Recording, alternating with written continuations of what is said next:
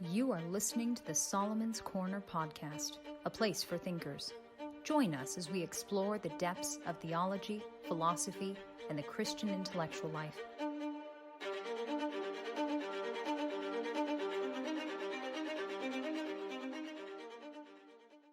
Welcome to the Solomon's Corner podcast.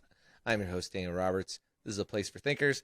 I am with my mentor, Dr. Brian Huffling. He taught me while I was at Southern Evangelical Seminary getting my master's degree. And so it's always a pleasure to have you here, Brian. Welcome, digitally speaking. Thank you for having me. I appreciate it. So real quick, can you tell everybody a little bit about yourself, what your, kind of pedigree is? Okay. All right. So I'm from Charlotte, live in Statesboro, Georgia, and my academic background is I have a BA in history from Lee University and a master's in philosophy, biblical studies, apologetics from SES, PhD in philosophy of religion, and just got an MA with the Air Force in military operational art and science with a concentration in joint warfare, where I studied and did some research on our topic today on UFOs and national security, which is not exactly our topic, I guess, but kind of sort of. We can talk about that. We can talk about it. Very interesting. UFOs and national security? Well, I mean, we were going to talk about Christianity and stuff, but I did want to crack one joke, because if you get any more degrees, you're going to have a new name. You're going to be able to rearrange the letters. We'll just call you Phil from now on, because it sounds like you have a lot of P's in your degrees. A master's of philosophy, PhD in philosophy of religion. We'll just call you Phil. Yeah, it's just post-hole digger or piled high and deeper or whatever you want to call it. Yes, piled high and deeper. That's right. But just don't let Ben Shapiro know that people call you Dr. Huffling, because otherwise he might go into a tirade about how you don't call doctors of philosophy doctors, which I don't know if you've seen that, but he I haven't seen that. No, what's that about? It's because Jill Biden was claiming to be a doctor or something like that, and then the mainstream media ran with the story she's a doctor, Mm-hmm. And he's like, she's not a doctor, and it's apparently she has a PhD in education, and so he went in. He for a long time was ripping on the fact that you shouldn't call somebody a doctor unless they have a medical degree. And, well, that's weird. There was a response to that kind of story a while back, and of course the word doctor comes from the word doctrina, which just means teaching or teacher. So really, it was in that area first, really, not with the medical position. There you go. I mean, and it really actually, it's interesting. We'll get into the topic here in a little bit, but you've made me think about Hannah Arendt because we did her Human Condition. She says in this book, I actually. For one of the podcasts that we're recording after this one, just you mentioning that, she says this. So it's not that I have a photographic memory, it's that I have it bookmarked, and I've read it several times during different episodes. But she says the radical change in moral standards occurring in the first century of the modern age was inspired by the needs and ideals of its most important group of men, the new scientists. And so she ties Cartesianism basically to this rise of the physical sciences being the elite class of intellectuals, and so that'd be medicine and things like that. So it's kind of funny, actually, that connection is there, that you would just bring that up. But anyway, so talking about UFOs and all that kind of stuff, and we'll cover a bunch of topics here. It's pretty, for those that are new to the podcast. We try to follow a pretty loosey-goosey kind of approach to questions. We have a pretty a theme, but we might go different directions with it. So the fact that you brought up national security sounds like something we could also dive into a little bit, because I didn't know that was part of it. But tell us a little bit, how did you get into the topic of your master's thesis that's related to UFOs and national security? Well, I've always had an interest in backyard astronomy and observing, I think like a lot of people do. And then just the typical interest in UFOs and the idea that there could be something else out there and all that. So I read a book by Hugh Ross, Ken Samples, and Mark Clark called Lights in the Sky and Little Green Men. And they talk a lot about, it's about UFOs and aliens and things. And he references some people who are, yes, this is a real word, ufologists, people who study UFOs and all things pertaining to UFOs. And so I started reading some of the folks that he had quoted from and alluded to, referenced. And so I started with Jacques Vallée. If you've seen Close Encounters of the Third Kind by Spielberg, the French guy in that movie is supposed to be Vallée, basically, is his character.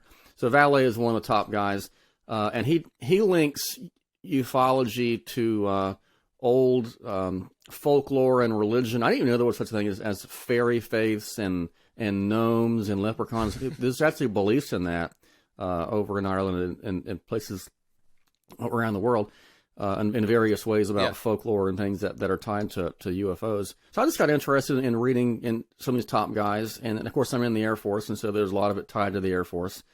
And I did a Hail Mary. I was going to do my topic on something else. I just did a Hail Mary and said, what I really want to do was UFOs, thinking they'd laugh at me, but they didn't.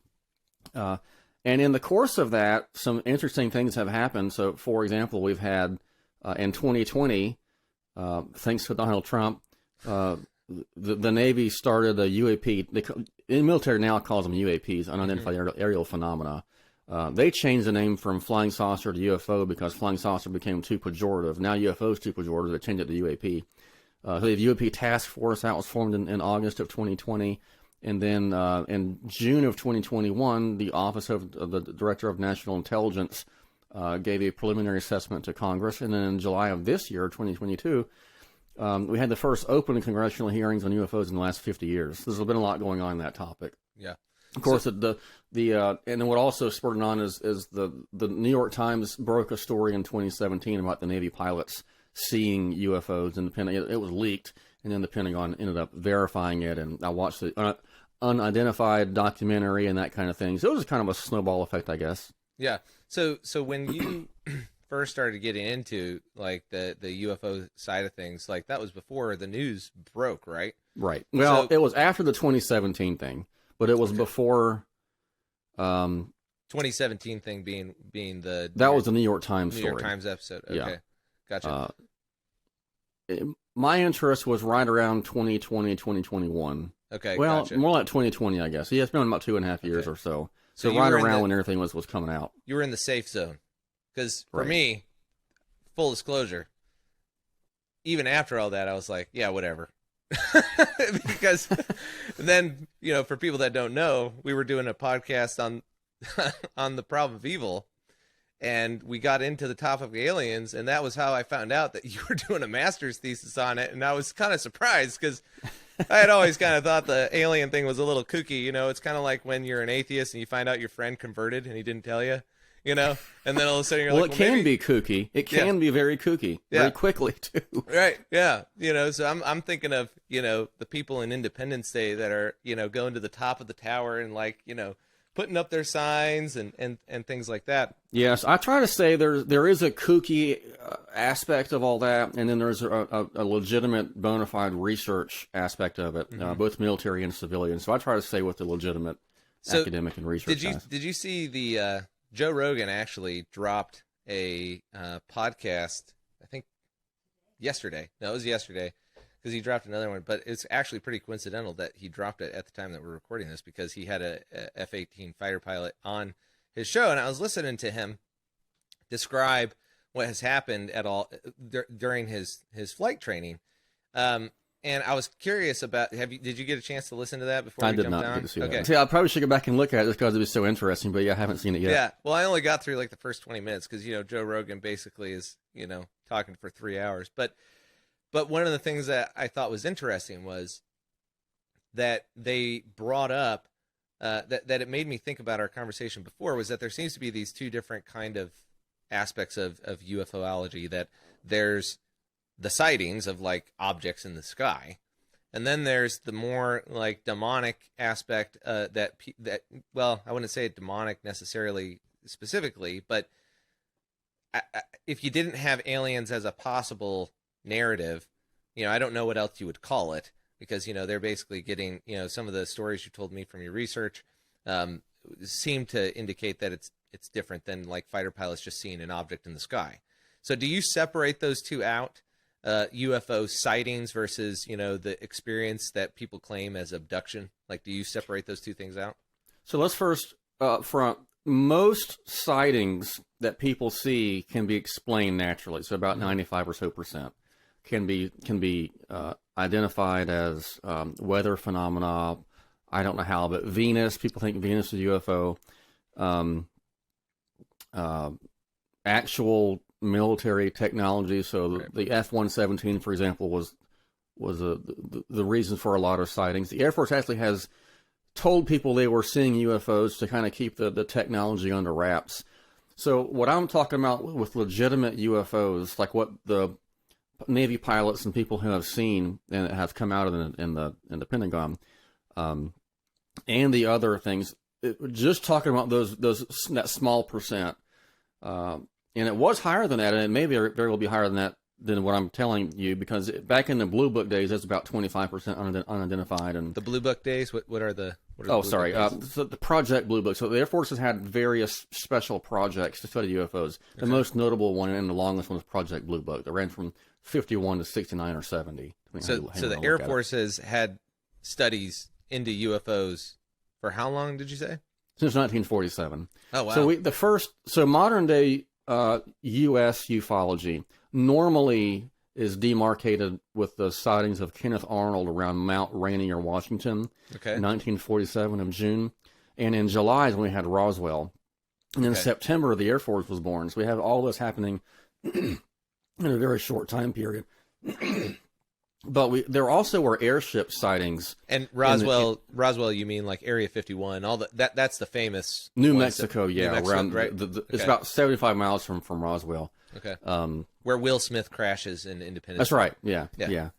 But there were airship sightings before. The UFO sightings go back as far as history, from what we can tell, all around the world. Yeah.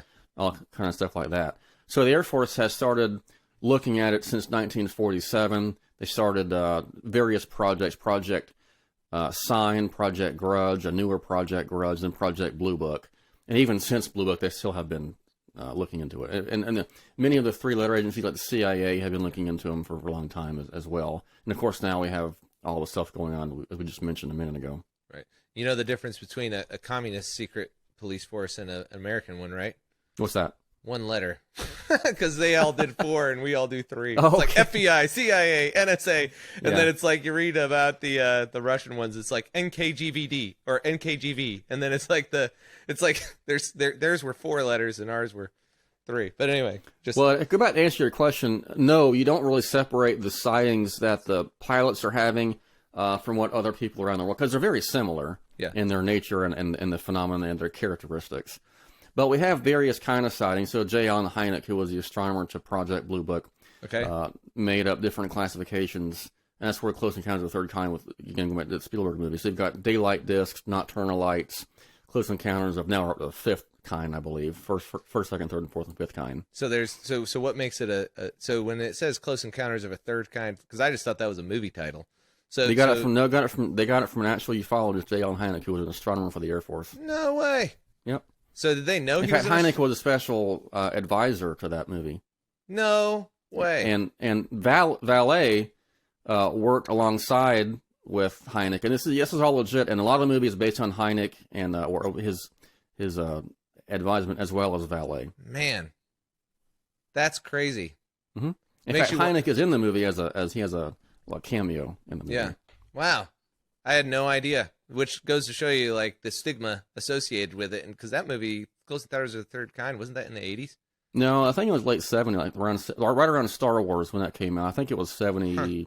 I want to say it was 77, 78, but it was right around that neighborhood, give or take a few years. So, what do you think actually changed as far as the public perception of some of the stuff? Because one of the things, because I've talked CIA. I've talked with. What'd you say? I'm not kidding. CIA. The CIA, really? Yeah, so in 1952, there was a flap. A flap is where you have a lot of sightings all at once. It can be used for other things as well, just things that cause confusion. Yeah. But in ufology, a flap is when you have a lot of sightings all at once. And there was a flap over Washington, D.C. in 1952. And so the CIA got, aware of it, nervous about it. And so in January of 53, they wanted to sit down with the Air Force and get their hand in the pot, as it were. And the Air Force didn't really care for that too much. But in long story short, the document is called the Robertson Panel. If you watch the Blue Book series on it's on Amazon Prime, maybe other stuff as well. It's done by the History Channel. It's historical fiction, but it's based on real events, and it's pretty accurate in terms of the events that they portray. But the Robertson Panel was the documents that were secret that had come out as being unclassified or declassified show that they wanted to get people desensitized to UFOs. So they would enlist movies, Disney, all kind of different organizations to get people, oh, that's just no big deal, because they're used to it. So that destigmatized, or that got people desensitized to it, really. So if I hear you correctly, is that that Hollywood was employed. Yeah, and Disney. As well as other organizations. This is open source, available online. And I forgot to send you my paper. You're going to get me banned on the first YouTube video I put up, Brian? That's my goal, man. Get you. This is it. I'm the one and only. We're like the seed that fell on rocky soil. You know, it's just whoosh. You know. That's my goal. Try to bomb everybody out. That's right. I'm the curse of the podcast. Yeah, that's right. Yeah, it's like Brian Huffling comes on. You know, one shot. You know, you're done. So wait. So I just every time I have you on, you say something that I never expect to come out of your mouth. Like, I expect it to come out of, like, someone else's mouth, you know, like a non-Christian. I try to be as weird as possible just once in a while. But just with you. Yeah, I really appreciate it. It's like you come out of your, I don't want to say come out of your closet. That is a different connotation, you know. Yeah, please don't start that rumor. Yeah. I work for Evangelical Seminary of all places. That's right. Yeah, that's right. Man, can't wait for some of them to see this video. My gosh, this is going to be great.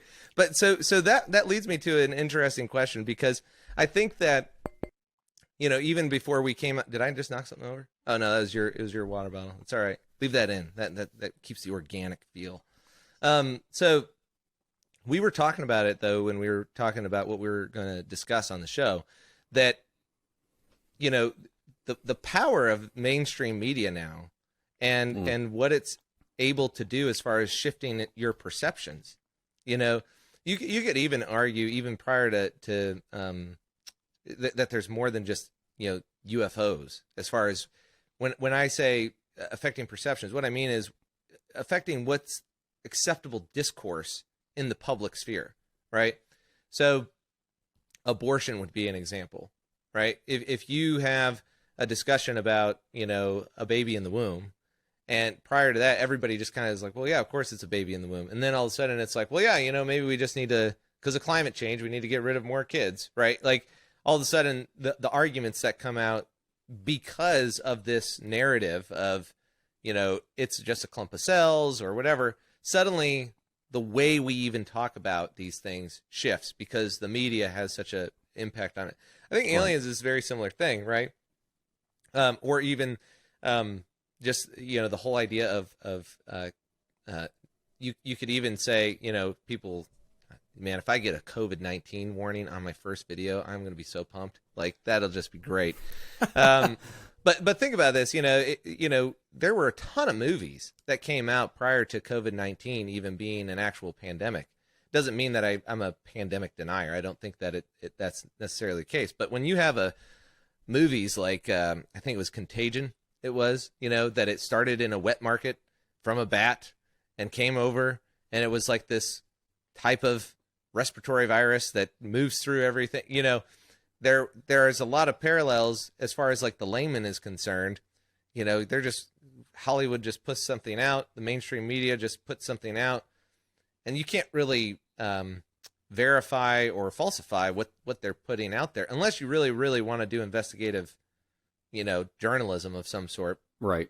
It seems like this is a similar thing, is that the reason why, you know, I can have somebody like you on the podcast right now is because basically the powers that be has deemed it an acceptable discussion topic and has conditioned everybody to just be used to talking about it. And even prior to that, it's like prior to 2017, right? It's like, well, you know, there was stigma associated with it. I remember when we were at Southern Evangelical Seminary and we were having apologetics talks on it, and I was like, okay, guys, you know, like, there's still a stigma. So yeah. A lot of folks in the military refuse to talk about it because they're afraid of getting in trouble and losing their flight status and that kind of thing. And that was interesting about the F-18 fighter pilot on Joe Rogan's show, because he said, you know his name by any chance? I can tell you because I still was have it Fravor or Ryan? It was Graves. Ryan Graves, I think, is what it was. Let me just confirm that. He came out in the unidentified documentary. Yeah, Ryan Graves. Yeah, that's him. And he said in there that, I mean, that by the time, because he talked about the F-18 radar and that it got upgraded and that it basically they started really picking everything up. And when they got the F-8, and not everybody who was a pilot was actually using the same radar, and so they didn't have the same kind of experiences. And so he said initially there was some jokes and stuff towards each other. You know, somebody would come back from a training thing or whatever, and you know there might be a couple pot shots. But in this discussion with Joe Rogan, he said everybody by the time it had filtered through the entire squadron, everybody just accepted it. In fact, he said that the military had actually put out a essentially like a flight advisory to all the pilots: be aware of foreign objects in the sky that we don't really know about. And so it seems like to me the stigma is just kind of gone amongst the pilots, because it's not gone. It's not gone. I have people who refuse to talk to me about it, who I know have seen it, because I've been told that other people, people still refuse to talk about it. Really? That's interesting, because they're just that. Wow, even with all that. So I guess that gets back. Especially with the Air Force, I don't know what branch some of these guys are. Someone I know are in the Air Force. Like I know someone who said this F-35 pilot has said he's seen things. Well, we talked to me. Oh, then he said they changed their view, and it was something else. But they do now. Some will talk and some won't. So the stigma's still there. Yep. Because people don't want to get their flight stuff taken away. And just from coming back to the idea though of the media being able to have such a powerful impact on perception, prior to them talking about it, so many people would have thought it was just conspiracy theory or whatever, and then the New York Times just leaks something, right? And it's hard to, especially when we know, like what you just said, if we accept what you're presenting as like the CIA was part of desensitizing people to the concept of aliens and making it more acceptable from a broader scale. The same thing seems to be happening. We see this pattern a lot actually in the entertainment industry. Like, growing up, I played video games all the time. And one of the things was, when's this next game going to come out, right? And then all of a sudden screenshots would leak. And you'd be like, oh, dude, somebody leaked screenshots, and there'd be an article, somebody gets fired, But nobody actually went to check and see if that guy actually got fired. We just all believed it.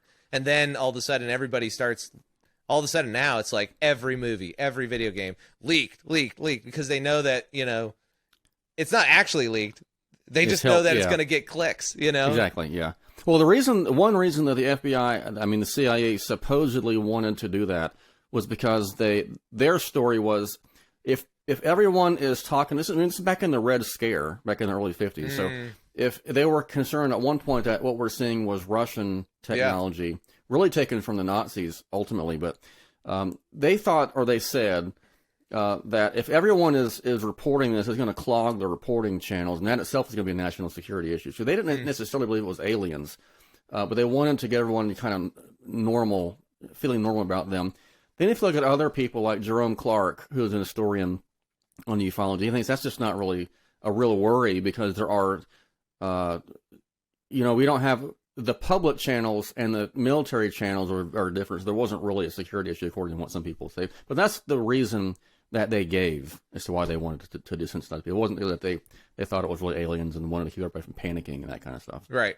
So basically they were they were looking at it from a pragmatic perspective. Supposedly. Basically did I detect skepticism, Dr. Huffling? That's what they said, but okay.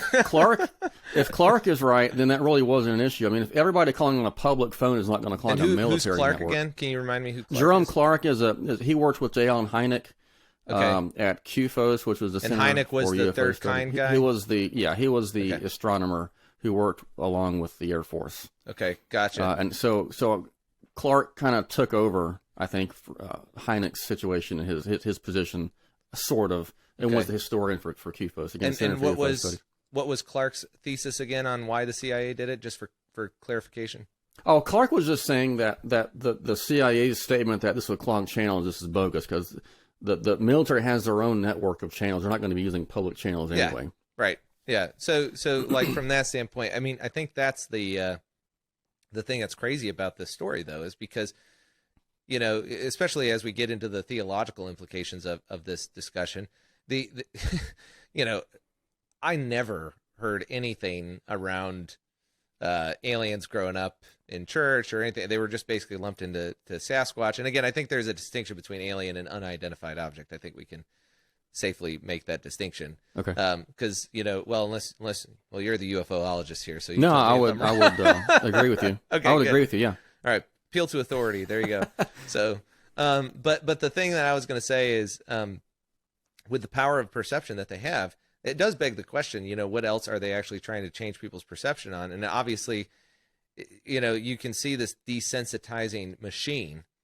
That and again, I don't think that a lot of people will tie this to communist groups as well, like totalitarian groups using government to change perceptions, like we just did the book club. Sheshwath Miwosh, The Captive Mind, he talks about the fact that communists wanted all the artists, they wanted all the actors, all the writers, all these people who were in charge of creating art, basically to be a part of their propaganda arm, because it would help them control the masses. It does kind of, especially with the nature of even, I think where I want to go with this is that people will oftentimes be like, ha, see, like they're lying to us, all this kind of stuff. But they take for granted the aspects of other countries out there that, would like to take advantage of us or during times of war, for example, the Ukraine-Russian war. I don't know if you've seen some of the propaganda that's come out of that, where, we got I think it was the ghost of Kiev. Did you hear about that story? Yeah. Mm-hmm. And everybody was running with it, and then all of a sudden it was like totally bogus, clearly like Ukrainian propaganda. And people were like, it's so easy for conspiracy to rise up to the top in some of this stuff, because you're ultimately having this distrust of, you're starting to realize how fragile the communication lines actually are, because somebody can come in from a totally different country and just totally change the perception of that country. And then you look online and you realize that the British military actually has a website dedicated to psychological warfare. And it says explicitly on there what they actually do, which is create videos and essentially, they don't use the word propaganda, but that's what it is. They're creating propaganda to engineer social emotions towards certain things, and it's all right there. They just say it. It's I can't remember what it's called, but it was another Joe Rogan podcast with Majid Nawaz. I think it was 77th Brigade or something like that. But anyway, so theologically though, this has some interesting implications, I think, because of the fact that most of the time when you look at the culture that we're in, we look at everything through a scientific lens, basically. Even if you go, not to rip on Joe Rogan again, but even if you look at some of Joe Rogan's discussions with Christians on his podcast, or Dr. Jordan Peterson, he'll talk about stuff in the Bible as if it was psychedelic experiences, right? They're looking for some, like Moses's burning bush experience, was actually because, the shepherds out there would eat some sort of bark off a tree or something, and that would cause them to hallucinate. So this is the naturalistic theory that people put forward on it. I think you can see. And they all happen to have just the same message off the same mushrooms, right? Right. That's right. All over the course of 6,000 years, it's just, it's crazy, And what's weird is some interesting mushrooms. Yeah, that's right. Or whatever they were. And what's odd is that Joe Rogan's story is different, I mean, he's theoretically doing the same shrooms. Yeah, but anyway, I guess maybe Middle Eastern ones are different. But anyway, so he has this kind of interpretation of Scripture.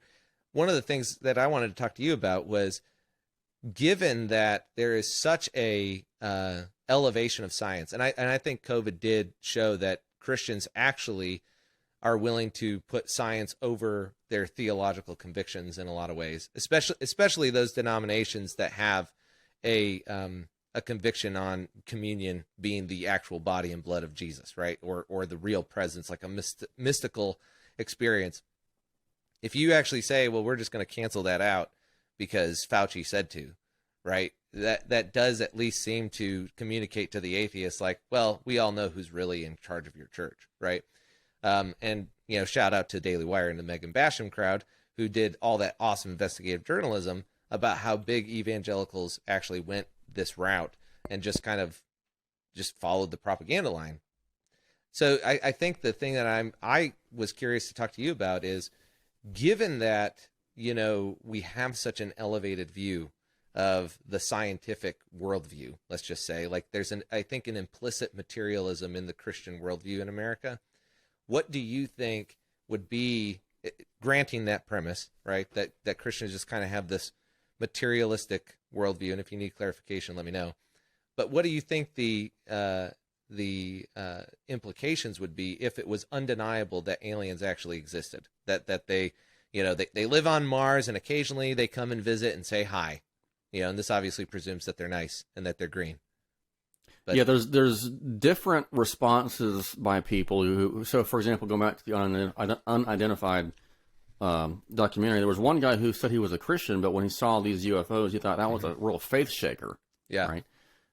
So some people, and I was in a talk earlier this year at a conference, and I was doing a talk on aliens and Christianity and that kind of thing. And one person said, well, if aliens were, demonstrably true, then that would seem to kind of do away with the need for God. Mm-hmm. And I pointed out, well, if aliens are just another finite creature or part of nature, then that could not be an argument against God, even in principle, if finite, contingent, limited material things like us need a cause. Yeah. Just adding more things in that same category isn't going to negate the need for a cause. So it would not in any way give any kind of credence against the notion of a divine creator. In fact, this is what people like to do with the multiverse theory. They say, well, yeah, if the Big Bang Theory is problematic, we'll just say, well, there's an infinite number of universes. Well, that doesn't solve it. That just multiplies the problem by infinity. Mm-hmm. You still need a cause for finite being. So same thing with quote-unquote aliens. If there were hypothetically aliens that existed, first, it would not invalidate theism or the belief in God as a creator. What it would do is it might make us kind of wonder, well, how does that relate to our faith? Yep. So there are still things in the first century that happened that would still be taken as facts. Historically, it wouldn't invalidate those things. Right. Like the life of Jesus and the resurrection. Those things they have to be dealt with. An alien on another planet isn't going to invalidate that experience of all the people around Jesus. Well, it would cause some questions like, well, are they sinful? Did Jesus somehow atone for them? Do they need atoning for? Did Jesus take on their form as well? And this is purely speculative. Yeah. But it would raise questions. But it shouldn't shake our faith. Right. Well, it will just... And don't you think that it kind of depends, like, because a lot of times when we put these thought experiments out there, people aren't assuming that they're intelligent beings, right? Maybe they're thinking like we find fossilized cells on Mars or something like that. Like if we're thinking about it from the standpoint, essentially the equivalent of, maybe we find an exoplanet with, an entire new species of dog, and that's the only creature on the planet, and it's just got bones and milk everywhere, and we're like, where did this come from? Right. That obviously might prove the existence of God rather than disprove. It's like there's no way Darwin was right about this. What's the evolutionary advantage to that planet? But it's interesting you say that because again, going back to Valet, who was not a Christian. Yeah. Says that just from a strictly naturalistic point of view, there is zero chance that we're going to have another species of any kind with our anatomical structure, with basically a head and two arms and two legs, that can see in the color spectrum that we can and can hear the way we do. That's just not going to happen, given a purely naturalistic framework. Right. Well, if you add theism into it, that changes everything. But just from naturalism, it's not going to happen. Well, and that's kind of where I was curious is if we take the thought experiment, because I think it's fair to say it's more of a thought experiment, which is just inherently speculation, right? Right. But it kind of reveals some of the assumptions we have, because like let's say that we could easily rock the boat a little bit more. Let's say an alien comes back and says, I raised Jesus from the dead. That's happened. People really? Not the event, but people claim that aliens not only raised Jesus from the dead, but that Jesus was an alien. Yes. Like the History Channel, for example. That's like when I was in college, I had a friend who was like, well, have you seen this History Channel documentary? And I was like, dude, like, no, I haven't. Seen that one. Yeah, there was like a History Channel. That was where I saw it. It was like, Okay. there was like and again, you if we take the idea that, the media is incredibly anti-Christian, right? And we have all these movies. I can remember almost every movie I saw growing up that was a blockbuster, awesome movie, was challenging the historical reliability of Christianity, right? So like X-Men Apocalypse is the one that comes to mind. They use the Book of Revelation to actually say that this guy is actually the guy foretold, and he's going to bring the plagues and all this kind of stuff. And he was, and they just kind of make it mythologized, and then all of a sudden, I remember being at SES, and this was a viral story when I was there, that Business Insider was doing it. Business Insider, okay, was doing a story on how the resurrection wasn't true. I mean, you're kind of showing your cards there a little bit, right? I mean, like, at the end of the day, it's like, why are they running it? It doesn't make any sense. But I think where we come into the issue is like, assuming that you have, because if we take the F-18 fighter pilot's testimony with some seriousness, that they're not just, some super advanced technology from China or something else. They're from another planet. They're intelligently designed. I mean, they're not naturally occurring things. That would just be weird. And so impossible if you look at, right. And so, obviously the fine tuning arguments and all that kind of stuff, or near impossible. Yeah. Yeah. And especially when you look at, what they're saying they can do, I mean, they have zero heat emission. This is all from the Joe Rogan podcast this afternoon that I was listening to. They are stable. He said that the object was stable in midair, unmoving, with winds of around 150 miles an hour, with no heat signature. I mean, that's just weird. Well, it gets weirder than that. They can change their shape. Wow. They just disappear, appear somewhere else.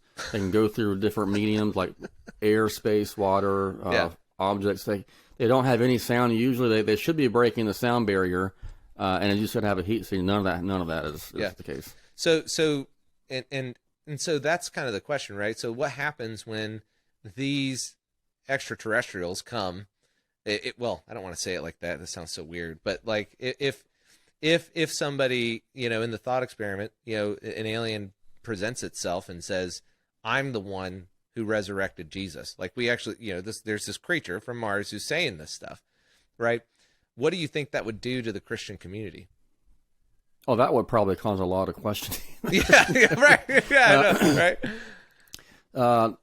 And there are some weird stories like that. Not someone saying that I did this, but there are beings that appear to people that have these experiences that they think are aliens that turn out to be what we would consider to be just more demonic entities, because they're very anti-Christian, not anti-religious, but anti-Christian. What are some of the stories that you came across in your research? Oh, I'm pulling more on this research on people like Joe Jordan, okay, I'm not who is with part of the MUFON, the Mutual UFO Network. He's one of the directors. He was in South Korea. I think he probably still is.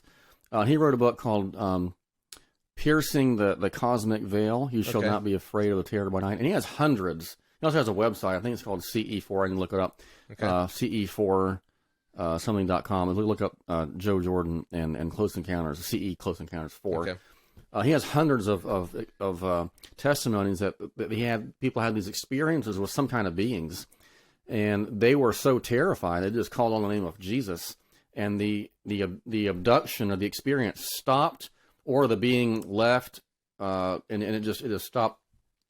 So he wasn't a Christian during all this time. He went to his other researchers and said, I'm finding out that we've all been taught that nothing can stop this, but these people are saying that when they use the name of Jesus, it stops. And surprisingly, they said, yeah, we know that, but we can't go there because it's religious. Who's the we that said they know that? Who's that? The other people in MUFON, Mutual UFO Network. Okay, gotcha. And this is a civilian research. This is not the kooky people. This is the researchers who were really trying to be as academic as possible. Okay. And so they're reporting. People will report to MUFON. They'll investigate that kind of thing. So they're saying, yeah, we know we've heard of encounters of people using the name of Jesus to stop these whatever they are, encounters or whatever you want to call them. And they know that it stops it, but they can't go there because it's religious, and they just don't feel like they can use religion as an excuse to go there. But Joe Jordan has hundreds of these examples, and some are in his book. He doesn't have hundreds of them, he has dozens, and more on his website. And so we do have these entities claiming to be, aliens and whatever else. But there are lots of reasons from him and others like Jacques Vallée and like J. Allen Hynek and other people, even non-Christians. So Vallée, even Hynek, John Keel from the Mothman Prophecies kind of stuff. They're not Christians, and they're saying some of the similar things that we do who hold to the demonic view, that they are deceitful beings, that they want to change. I used to wonder, why would a demon want to pretend to be an alien or make us think there's aliens? Because they say, and they're not Christians, they're saying that they are trying to control our thoughts and our worldview, and trying to. This is non-Christian saying this. That's exactly what we would expect. Yeah. If there are these kind of demonic entities that are trying to take people away from the light of the gospel and Jesus, and we see this just time and time again. And so there are lots of arguments and reasons as to why the alien view is not really the best view, but that this demonic view actually explains the data. If you look at the whole picture historically and around the world, not just with spaceships and military areas, but the weird stuff that people are experiencing. If you take all the data that's connected with the whole phenomena, it does fit more of a spiritual view. So when you say take all the data, are you referring to not just the military sightings of objects in the sky, but you're putting that basically into kind of a UFO evidence bag, essentially? Yeah, if you look at the history of the phenomena that goes back hundreds of years all around the world, Vallée and others have done a really good job connecting this to local folklore and religious views and that kind of thing. There's a lot of similarities to what we see now as quote-unquote alien abductions. It's been happening for a long time. It's not new. And the way they have described it and these folklorish kind of things is very similar, almost identical in a lot of ways to what we now see as alien abductions or encounters. So we don't just look at, well, they came. One of the prevailing views for the alien views, they came in 1947 because we used the atomic bombs, and they want to keep us from blowing up the Earth. Well, it didn't start in 1947. It started hundreds of years before that. Even in the U.S., it goes back to the 1890s at least. They started over here in Europe in World War II as Foo Fighters and ghost rockets and all that kind of stuff. You look at the whole history, going back in history, looking around the world, and connecting it to belief systems, folklore and religion. The spiritual view makes a lot more sense than an alien view. So, and just not to mention the problems with the alien view. Yeah. So would you say that aliens are kind of like our modern day fairies? Is that big? Yes. So Vallée is saying that the fairy faith in Ireland has a lot of the same characteristics as we see with the alien. Yes. Can you go into some of the similarities? They were called the little people. They would abduct people. They would try to give them food. All this we see with the airships in the 1890s, for example, having food and airships in 1890s. What? You're hitting me with a lot, bro. I know, man. This is airships in 1890. What the? You're gonna make me swear on this podcast, man. That's my goal. My goal is to take you out on the first try. So. Everybody keep thinking we're going to be fine. So in the 1890s, there was the air show flaps. So all around the United States, people were seeing these airships. And this is before, planes were out there and everything. 1890s? Yeah. People were seeing airships, and they were having these encounters with people flying. And this is well documented all over the United States. Okay, real quick. I don't mean to... It's just... Man, this is weird. It just blows my mind. So question though. I've been eating those mushrooms that Joe Rogan's talking about. yeah. You're gonna have a. I'm just kidding. I'm about to have a wilderness experience right here in my studio. So as far as this goes, like with the 1890s, how do we know that these documents aren't forged? They're in newspapers. They were all over the United States. There's eyewitness testimony, multiple eyewitness testimony. They're in, and we didn't have the internet, so they're Right. local, and so we have places in Texas and Ohio saying the exact same thing with no communication at the exact same time. There's a lot of evidence. This is all over the United States. Really? Even the same like stories. because like I did a high school project, right, where you made an old timey newspaper, you made it look like it, and so like what evidence do we look for to say, especially given the what and again I'm shocked, I'm just, this is a lot to take in. So like the CIA gets involved with some of this stuff, right? Like what's to say they weren't part of forging some of these documents in such a way as to make it look like it's been going on for a long time in the United States?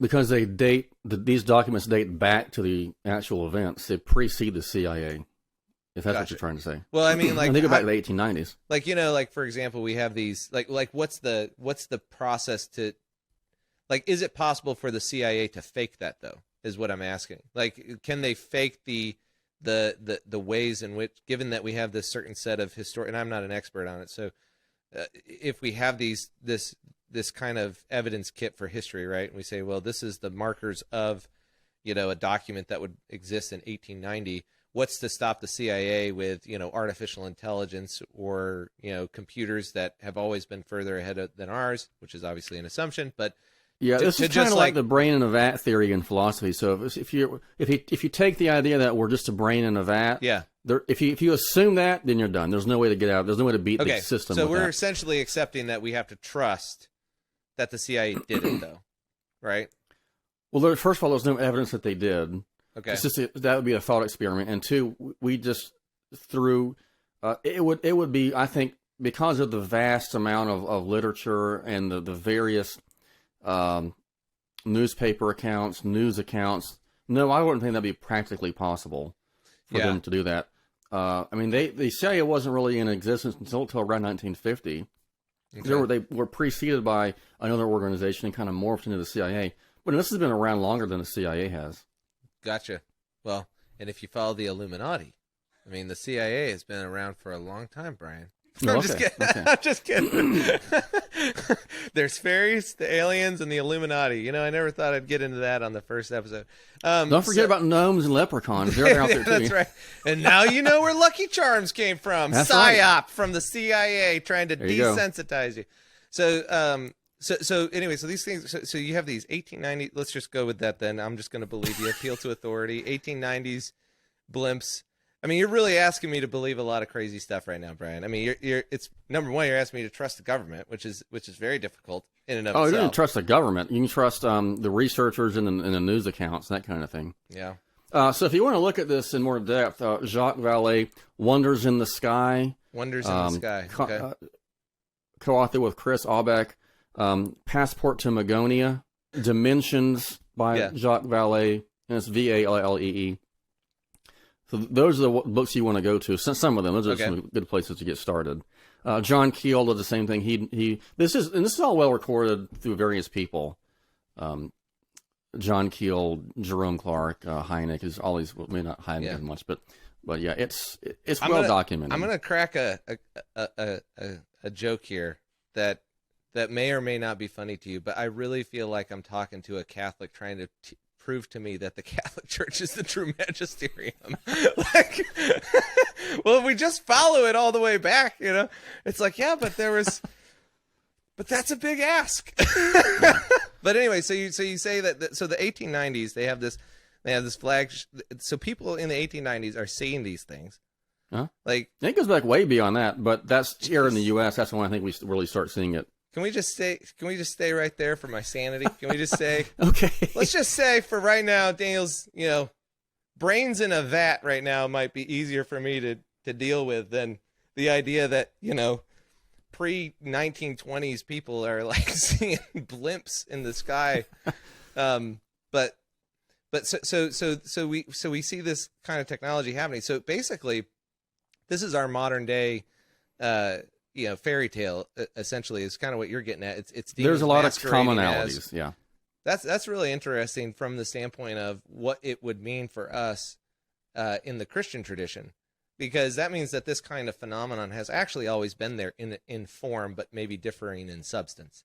That's right? Vallée's point, and other historians who really look at it from that point of that dimension, to not to rip off his term. Yeah. This is a huge apologetic issue that's not been tapped very well, because and when you say it's a huge apologetic issue, what do you mean? Especially I mean, this is an issue. If what they're saying is right, and if what Joe Jordan is saying, then if demonic beings have been trying to control us through these various methods, and like with Marcia Montenegro, one of our students who used to be a psychic, is writing about the paranormal aspect. Right. Just for clarification, she used to be involved heavily in the occult, right? Is basically what she was a psychic. She was, I believe, a channeler, and was all New Age guru and then kind of thing. She got saved and became a Christian. Right. She's arguing that the paranormal stuff really is a way that can suck you in, and it seems harmless up front, and then in fact, even non-Christians say this about UFOs. John Keel, again, not a Christian. In fact, he derides Christianity. He says that, one thing about this is very dangerous. If you're gullible or if you're immature, it's not good. He says parents shouldn't let their children study this kind of stuff. It's a door to the dark side, basically. Wow. And so, but just statistically, if the average pastor, even in a church of 100 or something, even fewer, if you ask them, have you or do you know somebody who has an experience with a UFO, you're going to get hands going up, just statistically. Do you do that when you go and speak? Yeah. So did you do that at the last event you were at? Yep. And how many hands went up? Several. Well, what several? I mean, that's like saying a few. Like, what do you mean several? Like, and that talk had about 25, and probably about 4 or 5 went up. And I know people who've seen UFOs as well. Man alive, 4 or 5 people in a talk of 20. Yeah, and if they really knew better, they all should have gone up. I won't go that far, but they all know somebody probably that. Wow. I know the person personally. I'm going to tell you right now. If I get asked to go speak at a church and I'm just talking on like theology or philosophy, I'm just going to be like, hey, off-topic question. So I have a friend that I've been talking to about aliens. Just hear me out. This is a safe space. Yeah, but I'm telling you, the stigma really is there. You're not going to get people who have either seen or know someone who's seen still might not want to raise their hand. Yeah. Well, yeah, obviously that's that. You gotta couch it right, Maybe we'll talk to a marketing guy. I'll figure out how to get the message. But again, if Joe, sorry to say Rogan, Jordan is right, the people are really suffering from this because, as his book says, it really is terrifying. If you look in their stories, it's terrifying. But I had to stop reading it because I would read the book. I read this at night when I go to bed. It's a horrible time to read this, and it's dark. It's like midnight or 1 o'clock in the morning. I read it on my Kindle, and I had to stop reading his book because it just freaked me out. Yeah. So real quick, just on that note, so at least at night. Yeah, read it in the morning. Well, just so you're aware, I felt the same way when I was reading Pearlander by C.S. Lewis. And I was like, man, you're messing with me, man. You're supposed to be a godly guy. I'm sitting here feeling like the devil's going to rip me out of my bed.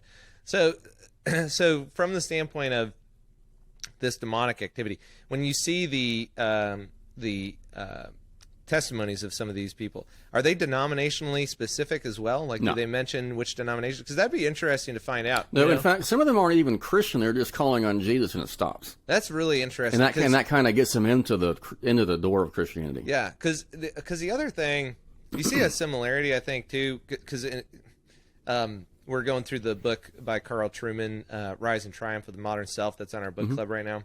Right. And one of the things he talks about, which I was really pumped about because I've been telling people this for a long time, that, Cartesianism taken to its extreme. I'm not trying to, every philosophical system out there can be taken to its extreme, listeners, that is not good. Okay. In when you take Cartesianism to its extreme, you end up with this radical skepticism, this deep desire to be affirmed by authorities because you can't trust yourself. And also this kind of like division between the body and the soul. And this obviously leads to things like gender identity and things like that, because if the soul is not connected to the body in any way, then obviously you could be a soul in the wrong body. But when we're talking about, the way that Christians have adopted this kind of materialism to a certain extent, or this Cartesianism to a certain extent, you see a very similar, like, let's say you're at a church Nobody wants to put up their hands.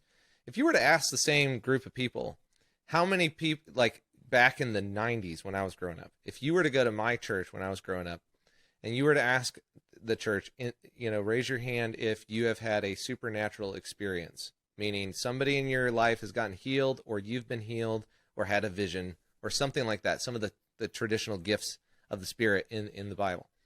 People would react the same way, because, especially if your church teaches cessationism. I had, a spiritual experience when I was a kid, and I was told, don't talk a lot about this in your church because people might take it the wrong way, Yeah.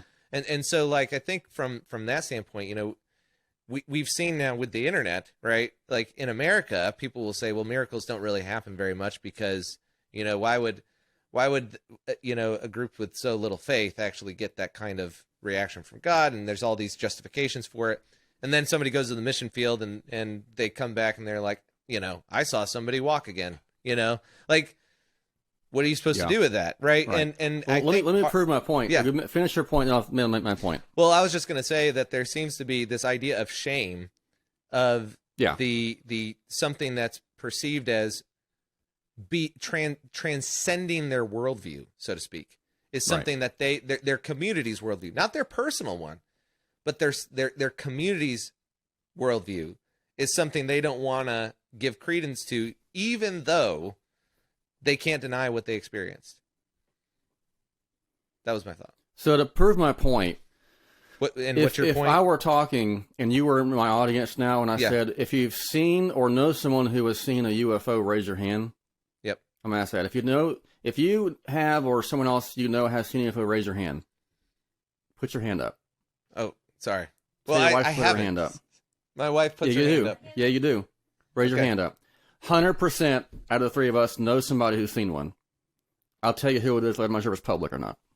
You know somebody who is very well respected who has seen at least one, if not two, I think. So I was at a chaplain conference this past year in February, and I sat next to a guy who was a chaplain in the 70s, and I was telling him, I forgot how it came up. But I said, I'm doing this study on UFOs, and because he was at Minot Air Force Base, which is a nuclear base, and I said, well, a lot of nuclear bases like Minot have seen UFOs. He said, no, I've seen them too. He had 3 experiences at this base back in the 70s, and there have been all kinds. I could just give you story after story about these kind of things.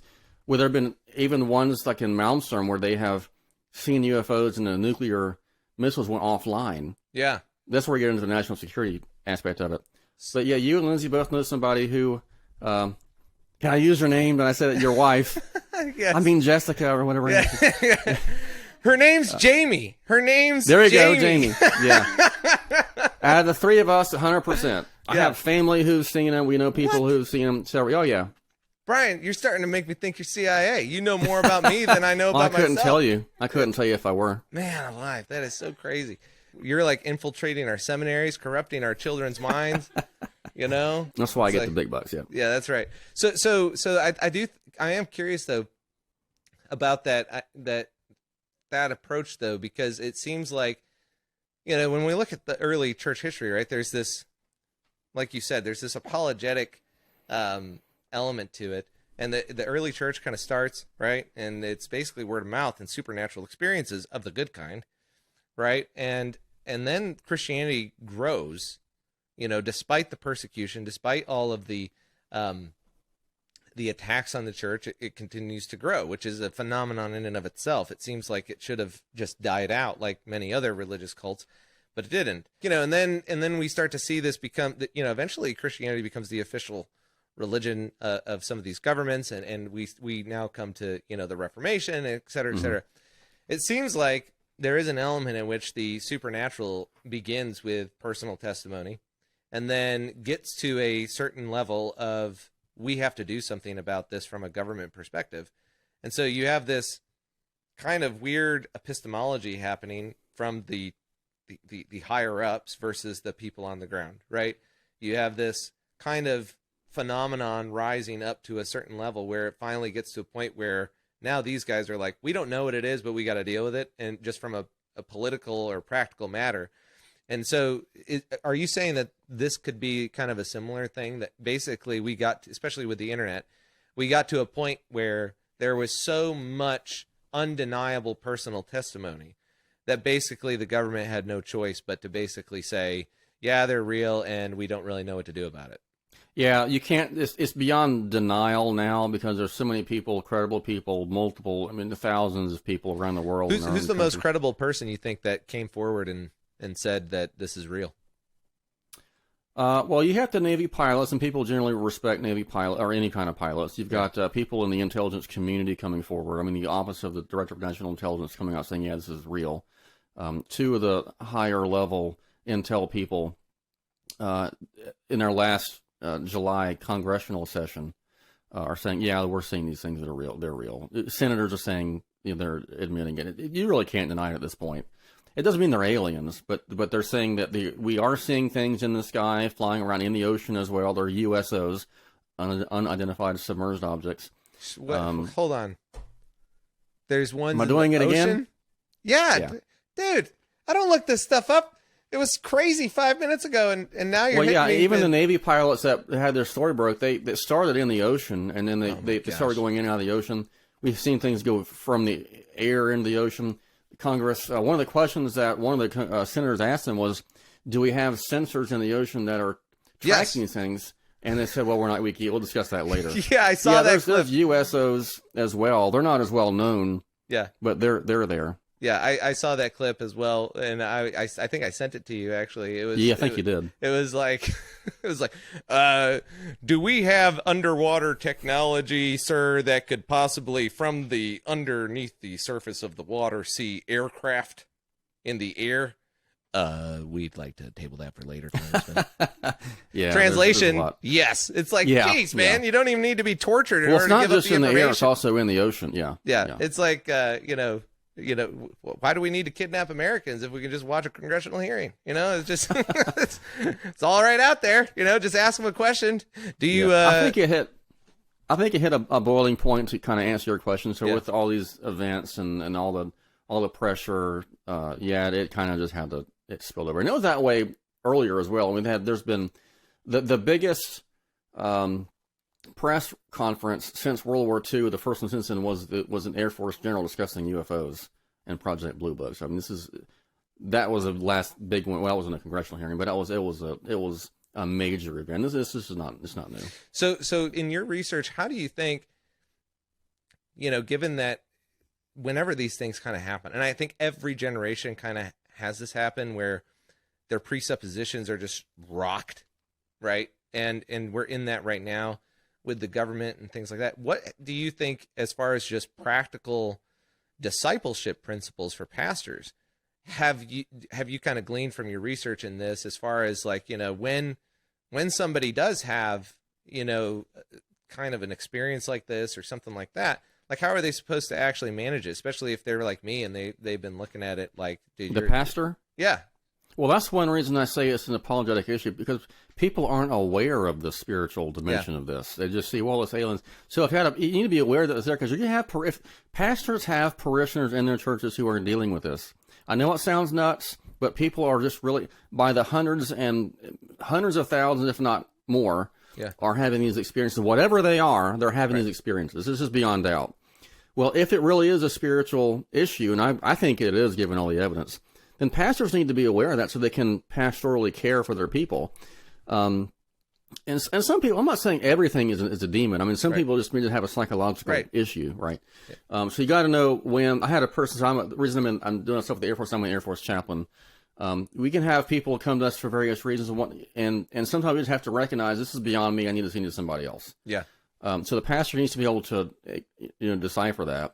But we also need to be able to recognize these kind of spiritual elements when we see it. Yeah. So, but how do you do that with pastors? I mean, how do you convince pastors? Well, yeah, whether you've had some sort of, let's just call it a spiritual experience, in the folklore genre, we'll just put it there.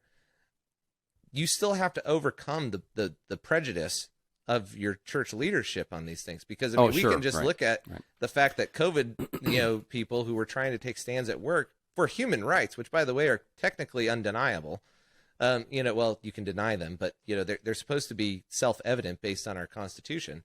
I mean, if you're having a hard time overcoming, self-evident truths with your pastor, how in the heck are you going to be able to overcome things like, the transcendent supernatural demon masquerading as a gnome? That's why Joe Jordan does his stuff, and that's why I'm trying to get the word out there. The people you can go to, if your pastor or your church leadership is ignorant, and most are, and I mean, this is something new to me, and I've been in ministry for a little while, and there's ministries out there for this kind of stuff to try to help you, and that's why he puts the book out there, and people say, well, thank you for what you did and said. It helped me get through this. Wow.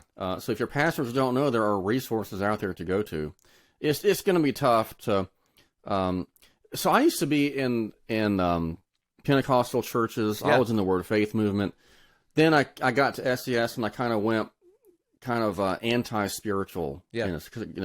Because more rational, all this. I think I may have gone a little bit too far. There really is spiritual warfare going on, and we can't simply rationalize it and materialize it, as I think you were alluding to earlier.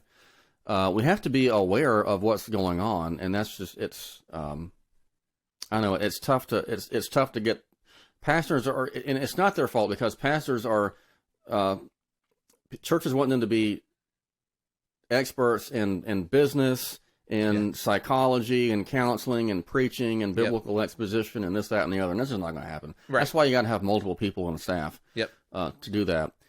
But I think this is why I say this is important, because this is an issue that is controlling. You mentioned how does this affect our views. Even if aliens don't exist and we believe demons do, this kind of stuff still affects our views. And so we need to be aware of how. Well, the first step is just awareness of that this is going on. People's views are being shaped in this way. And even if non-Christians are saying this, I mean, these non-Christians are ahead of the game when it comes to a lot of Christians. And I'm brand new, generally speaking, or comparatively speaking to this. But there's been people out there for decades saying this who aren't even Christians. And they're saying essentially what we're saying about demons, and they're just calling it something else. Yeah. Well, and I kind of want to drill down on, before we jump off, is on the from the congregant perspective, just in general, of when you have a conviction of conscience, right? You know what you saw, right? I mean, like for me, the same kind of thing. It's like, okay, I've done the research, I've looked at all this kind of stuff in my own realm of, figuring out whether or not what the government was doing with the COVID vaccines was right. And similarly, it's like, okay, well, what are congregants supposed to do if essentially priests and pastors and clergy in general are only going to basically follow the party line of what the government deems as normative? Because, like with this COVID vaccine, and again, I'm not trying to drill on COVID vaccine specifically, but I think the parallel is still there. And so you can see in form that it's taking the same logical structure as UFOs. It's saying, oh, these are just objects in the sky. It's probably the Nazis or something. Like, they give this like rational explanation. And then over time, they suddenly come to this explanation of, well, yeah, actually, it's safe now for us to come out and confirm what all of you actually knew all along. And yeah, some of you guys lost jobs because you wouldn't shut up about what you saw. But at the end of the day, we had to keep it under wraps because you guys, we're the government, essentially. And you're seeing the same thing, and now you're seeing, pastors and stuff basically say, hey, I've been following this on Twitter, you're seeing Christians say, you know what, look, yeah, maybe we made a mistake, but let's just move on, and so, like, from the standpoint of these kinds of encounters, right, these experiences that are necessarily going to happen in human existence, where, the authorities are wrong and the people on the ground are right. What do you think is the responsibility of the people on the ground? So in the churches, okay. Yeah. Well, if you're in a situation where you think there's a moral problem, we could talk about a theological disagreement or a moral disagreement, or just an intellectual, I just disagree on whatever. If you're convinced that there's a moral or a biblical or theological problem big enough that your church leadership is disagreeing with you on it, you have a couple options, and that is either you submit to them, you stay there, you try to convince them, you try to work through it, or depending on what it is, you could go to, in the Protestant world, you can go to a church, and you don't want to just church hop all the time. Right. But I'm just saying, depending on what you're getting at, there's only two options. You either stay where you are, you can go somewhere else, right. or you get advice from somebody else and try to work your way through it in that church. Yeah. And try to get the best advice you can, and work through it the best we can. And it depends on what it is. I mean, if we're talking about those reasons to leave a church for theological reasons or biblical reasons. So the moral reason as well. It just depends on what it is and what's driving it. Yeah. Well, and I tweeted out something the other day because Pope Francis had some sort of justification by faith message that he did apparently some time ago. Did you see this? I heard about it, I think. There's a clip going maybe. going around Twitter, and it was like, he was basically like, here's the thing, you can come to the cross and, you're saved by faith, by grace. You are saved, and he could have been in an SBC church. He would have looked weird in the white robe, but, you wouldn't have known the difference. And I retweeted it and said, Protestant of the Year award goes to, but I do think that there is something to be commended to the Catholics out there who are, obviously disturbed by the fact that this guy is, Protestants aren't disturbed. They're like, hey, sounds great. But the Catholics who are sitting here going like, oh man, but they're staying in it, and they're actually trying to follow their conscience. At least we can say that with some legitimacy, that they believe like, I'm going to work within it, and I think sometimes within this stuff, we are, like you said, we're so quick to, well, there's a moral failing, so I'm going to leave. But we don't understand that oftentimes, through the submission of authority, not submission of your conscience, but submission to the consequences, that's where I think a lot of times God actually works in some of this stuff. For example, if we go back to the UFO thing, if you really do have an undeniable experience with the demonic, and your church won't help you, and they cast you out, right? That's not the same thing as you running away. Right. Yeah. Right. But if you come in there and they say, we'd really appreciate it if you'd stay, but we'd ask you not to talk about these things anymore. That might be spiritually difficult, but you're not under a moral challenge there necessarily. You're going to have to exercise some spiritual discipline. And I think that if there's one thing that there is, that at least I've learned in all this, I don't know what your thoughts are on it, but I'll give you the last word since we're coming up on 90 minutes. And, if anybody, we got to show off your pen here in a second. Okay. But that we did a whole series on conscience here at Solomon's Corner, and it was like a 3-part series. And it was interesting studying it because you find out things like, that historically speaking, the conscience has been this very binding force throughout history. Like Thomas Aquinas even says, if a man's conscience is leading him to leave the Catholic Church, it'd be better for him to leave than to stay. I mean, that's pretty crazy. I mean, he says it would be an evil for him to stay, which is, did you know that? No. I'll send you my article. Okay. Very good. But this is what Luther actually uses. He appeals to conscience in terms of the Reformation. And but he accepts the consequences, right? That's kind of what seems to be the basis. A lot of Christians have been taught, I think, that if you have consequences, you are necessarily wrong. But as far as I can tell, like when we look at a lot of the martyrdom that happened, there wasn't anything. We would say it was a violation of natural law. But certainly people getting stoned happened on a regular basis because of heresy or blasphemy or whatever. I mean, this was accepted practice. But, here we basically, because we get a slap on the wrist or a verbal talking to, we just melt, It's like, I guess I was wrong. Christians will be like, it's not what you said, it's how you said it. And you just could have been a lot nicer, a little bit sweeter. This is America, honey, and it's in the South. Okay, so you got to be real nice. And then you're like, you talk to him. The other one that's my favorite is, you're being very logical right now, and I'm trying to consider the heart. I haven't heard that. Well, okay. You've never heard that one? Yeah. Oh, that's yeah. Once you finished it, yeah. Yeah, okay. yeah. It's like, it's like, well, you're either a man or a woman. We need to make sure that this is the. But how are they going to feel? It's Well, if we're going to operate that way, then there's a lot of things that I feel right now that I'm not acting on. So, it's like, but anyway, what do you think about the fact that these guys have been punished in the military for losing their flight status and things like that? What do you think about that? Are you allowed to talk about that? Yeah, I suppose. I don't know anybody in particular who has lost it. Well, I don't know anybody in particular that I can name that I know. I just know that people... Well, I have somebody that you and I both know who... I'm just kidding. Probably. I'm not saying it hasn't happened, but... apparently Tom Cruise. Would Tom Cruise count? Okay, we can throw him in there, sure. I would think that would be unjust, because it also makes people hesitant to come out, just from a national security point of view. You don't want your pilots not to report things they're seeing. So a pilot reportedly shot at a UFO in 1951, I believe it was. What? And when he landed, he got ripped for it. This is accounted by the Project Blue Book officer Edward Ruppelt, Captain Ruppelt. That's the first page of his book. This guy shot at a UFO. Of course, they're going to deny that he really saw a UFO, but and we're not the only ones. There's countries around the world who have shot at UFOs as well, like in Peru.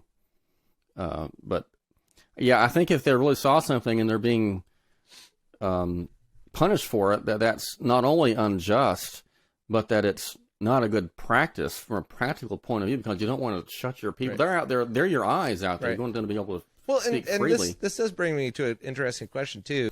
So as far as from the government's perspective though, like what if, they're in the same position as a lot of these Christian pastors, right? I mean, you got a dude behind a multi-million-dollar weapon.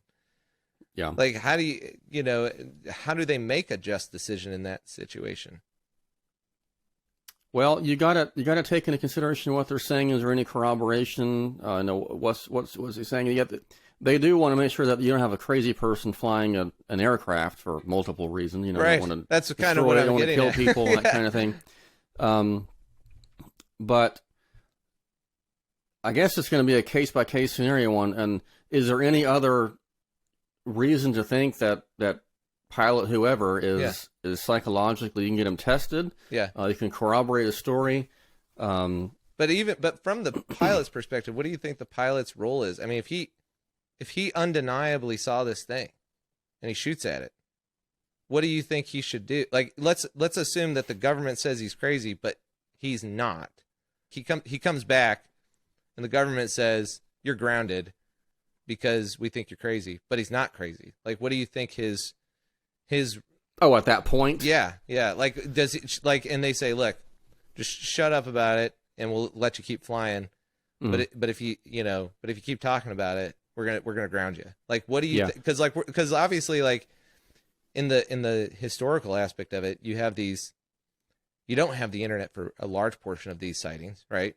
So you're dealing with a very, you're not dealing with this ability to corroborate, right? Like if you're in a small little community, you don't have the ability to go and find out if China shoots them down too, or if Peru does. Like, you're just dealing with this localized phenomena. It's kind of like this example, right? Like, if you've got 10 people on your street and they all say they've seen a ghost, right? The same one? Yeah. You're just like, they've all seen it, right? Okay. You might start to believe in ghosts, right? Mm-hmm. But if you are the only one there who says you've seen a ghost and everybody just says, no, it's just this light that flies by every night, or whatever, it's nothing. Like, that has a psychological effect on you unless it's undeniable. Right. And so this is the conundrum. This is obviously the conundrum that the early disciples are in, right? That's what I was going to say. Yep. So like what, but it's easy when it's Jesus, right? It's easy if you talk to people about this all the time. They'll say, that the only thing they'll die for is Jesus. But if most Christians only died for Jesus, you'd never have America. You'd never have a lot of things. Yeah. There has to be more to die for than Jesus, or more. Let's put it this way: there has to be more worth suffering for than merely your Bible and Jesus. Like, there has to, at least it seems like, be the truth that you have to be willing to suffer for, even if that truth is seemingly irrelevant. So, like in the context of the UFO, what do you think about that? With the pilot? Yeah. Hypothetical. Well, you're going to have conflicting orders here, so you do have this kind of moral obligation to the truth, but you also have a moral obligation to follow your command. Mm-hmm. And so the question is, at what point do you go against your command? And that's going to be a personal choice, and then again, it's going to all depend on the situation. I wouldn't say that the pilot he did tell his story. Yeah. And then whatever consequences fall from, I don't know what happened to the pilot. Sure, but the hypothetical, we'll go with that. Yeah, so you tell the story, and whatever happens, happens. And if he says, well, you're going to be grounded if you don't say it again, then you're following orders and not saying it again, although you may be risking national security if you don't. Right. Well, and that's kind of right. This is what most military movies are based on. It's not aliens. It's do you follow? You know, that's what makes the stories interesting. Kind of stuff, it's right. like, well, we had to make a decision. You know, we went against command, and then they get a pin. You know, they get a medal. You know, I can't wait to see that from Space Force. The what would it be called? The Space Medal of Honor. It's like for the first guy who takes out an alien, you know, just drags his corpse right through Area 51. You know, it's like, but what is he going to put on his, like, you know, when they put their kills on the side of the plane, you know? Oh yeah. It's like, what's that going to look like? You know what I mean? I mean, that's going to be a moment, Brian. You know, it's going to be interesting. It also would definitely kind of like shed some interesting discussion points on whether or not they're actually demons. But, you know, because last time I checked, you know, a bullet's not going to take them out unless maybe they're drenched in holy water. Sorry, Brian. Anyway, do you have any other closing thoughts? I guess if you're interested in this topic, there's a lot out there. There's a lot going on politically. There's a lot of books and ufologists, and there's and you write people on it occasionally, right? I do, and I'm trying to take my thesis or my research project and make it into a book. But Lights and Shiny Little Green Men by Hugh Ross, Ken Samples, Mark Clark is good. And then Joe Jordan's Piercing the Cosmic Veil. How many? Do you have a lot of articles on your site as well with some of your thoughts on this? I only have the one. I was working on the paper. I only have one blog article. I'm trying to take the paper, make it into a book chapter. Gotcha. Okay. And then go from there. And what's your website again for people? BrianHuffling.com. Nice. That's original. And the blog article is basically a kind of a shortened version of my overall research project with the Air Force. I'm trying to make that, expand it, and make it into a book eventually, hopefully. Well, I'm just going to present this to you. Thank you very much for coming on to the podcast. It's upside down. Looks good. Looking forward to getting it. Thank you. There's your pen. We've got that. It'll come with your own, you know, I call this the Aquaman, which I've told you about already, but just for people who see it, it's pretty legit. I make these for our guests. So if you want to come on the Solomon's Corner podcast, you can find me at solomonscorner.com on Twitter and DM me with, you know, your topics and things like that, and I will make you a custom pen and hook you up with one of these kick butt mugs, because we're Christian, we can't say kick ass. So there's that. Keep thinking, and we'll send you this one because it does come in black, but like we were talking about earlier, nobody likes the black one. So, you know, let me know, you know, in the comments if you like the black one better, because it'll make me feel better, because that was one I liked. Anyway, Brian, let's close in prayer. I'm just kidding. We'll see you later. Thanks a bunch for coming on, and we'll talk again soon about the problem. All right. Thanks for having me. I enjoyed it. Appreciate it. I'm Daniel Roberts. Don't forget, keep thinking about aliens.